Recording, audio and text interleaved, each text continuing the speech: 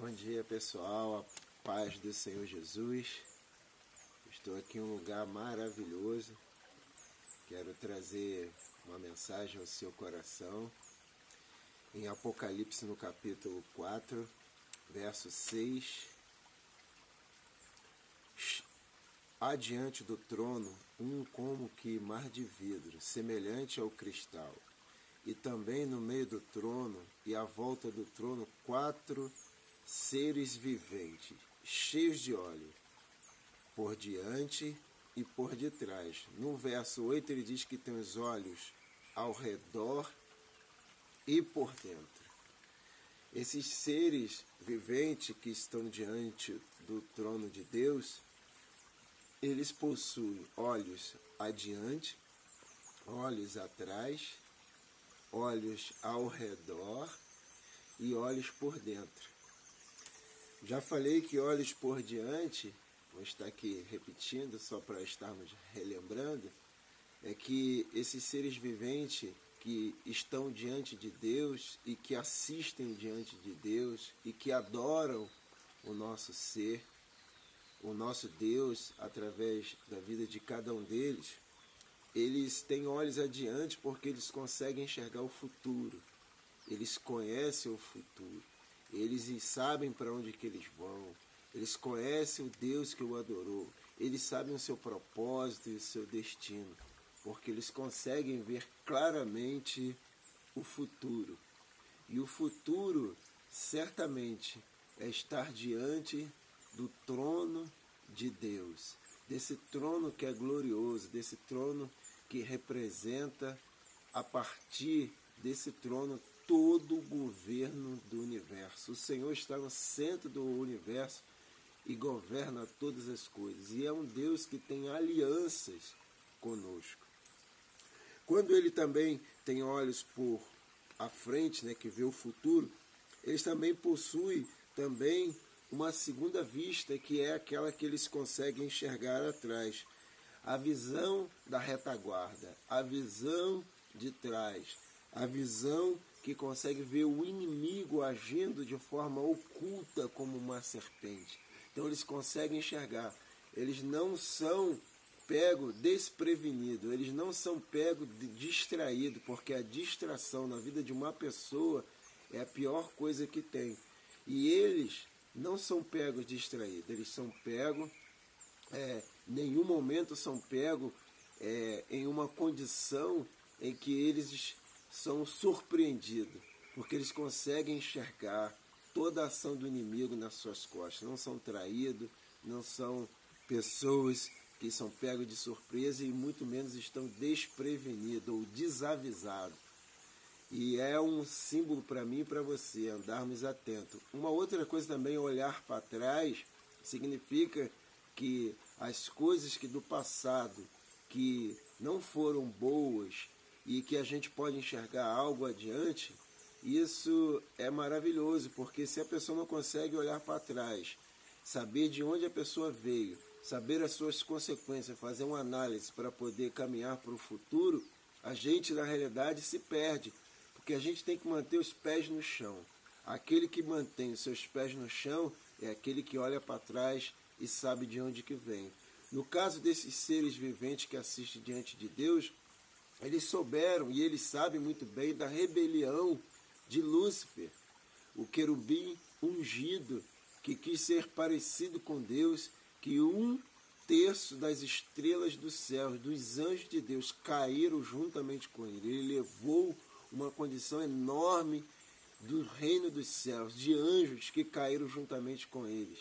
Então esses seres viventes, quando eles têm a visão atrás, eles sabem a rebelião que houve. Eles sabem da condição que aconteceu e estão diante de Deus, o assistindo, o adorando, o louvando a esse Deus, porque ele fez com que o inimigo, esse mesmo que destruiu o céu, ele foi pisado na cabeça, ele foi destruído através do seu propósito. E o próprio Senhor que desceu do céu, não somente julgou ele aqui, no meio dos homens, através da criação dos homens, colocando homens parecidos com a imagem e semelhança de Deus. Por isso que ele tem raiva. E através dessa imagem e semelhança de Deus, do ser humano, ele fez com que Jesus saísse como um homem e pisou na cabeça da serpente. Por isso esses seres viventes que estão diante do trono de Deus, eles conseguem e veem de forma plena o que ocorreu. E a partir desse momento eles tomam as suas decisões para seguir para o futuro. Eles também têm uma visão ao redor. Ter a visão ao redor é ser uma pessoa sensível às circunstâncias que estão acontecendo, porque as pessoas que não têm sensibilidade com aquilo que estão acontecendo ao seu redor são pessoas frias, são pessoas que não estão preocupadas com as consequências, com situações difíceis que as pessoas estão passando. Por isso é de fundamental importância olharmos ao redor. Olha o coração da sua esposa, olha o coração do seu esposo, olha o coração do seu filho, olha o coração do seu pai, olha o coração do seu irmão, da sua irmã, dos seus pastores, dos seus líderes que estão diante de você. Você que lidera, tem pessoas que Deus colocou para você liderar em alguma coisa na igreja. Você deve olhar para essas pessoas e agir como um instrumento de Deus, seja no louvor, seja líder de célula, seja como pastor na igreja, seja líder lá em uma escola bíblica. Então você foi posto para poder fazer algo. Então Deus, Ele quer te usar. Mas se você for insensível com as coisas da sua igreja, o que precisa fazer, o que precisa organizar, aquilo que você precisa organizar na sua vida, aquilo que as pessoas que convivem com você precisam, então você tem que ser sensível, porque a insensibilidade traz dureza para o coração. Porque uma quarta visão que esses seres viventes têm é que eles conseguem olhar para dentro de si. Eles têm olhos à frente que vê o futuro, eles têm olhos atrás que conseguem enxergar o inimigo, saber de onde que eles vieram, e eles também são sensíveis porque eles têm olhos ao redor, são sensíveis às circunstâncias que estão acontecendo, mas eles também têm olhos dentro de si. Esses seres viventes têm olhos dentro de si. E esses olhos dentro de si é aquele que consegue enxergar, se avaliar e ver a sua própria alma nua diante de Deus. Porque quando você olha para si, você tem que olhar e saber que Deus vê você, que Deus te conhece, que nada do que você possa fazer, você possa fugir da presença de Deus. Nada do que você possa fazer, você está fazendo de forma oculta. Nada do que você possa estar fazendo, ninguém está vendo, porque existe uma nuvem de testemunha que vê você, que sabe a sua condição. Então, não fuja daquilo que Deus é em você. Não fuja daquilo que Deus te vê. Não pense daquilo que você está fazendo, não tem nenhuma consequência, porque o galardão está nas mãos do Senhor e Ele entregará a todos aqueles que estão diante de Deus. Então, na realidade, você precisa olhar para dentro de você. Você precisa saber quem você é. Você precisa saber as circunstâncias ou aquelas coisas que você veio, aquelas coisas que você participou, aquelas coisas que você sabe que a tua origem, aonde você caminhou, que só te destruiu. Mas a partir do momento que você tem uma visão de dentro, você consegue enxergar as suas fraquezas, consegue enxergar as suas dificuldades, consegue enxergar até onde você possa ir. E olhar para dentro significa você ter temor de Deus, porque o princípio da sabedoria é o temor a Deus. E você precisa temer ao Senhor, porque você, quando consegue se auto-enxergar e ver e compreender que aquilo que você precisa mudar na sua vida é de fundamental importância para que você possa avançar.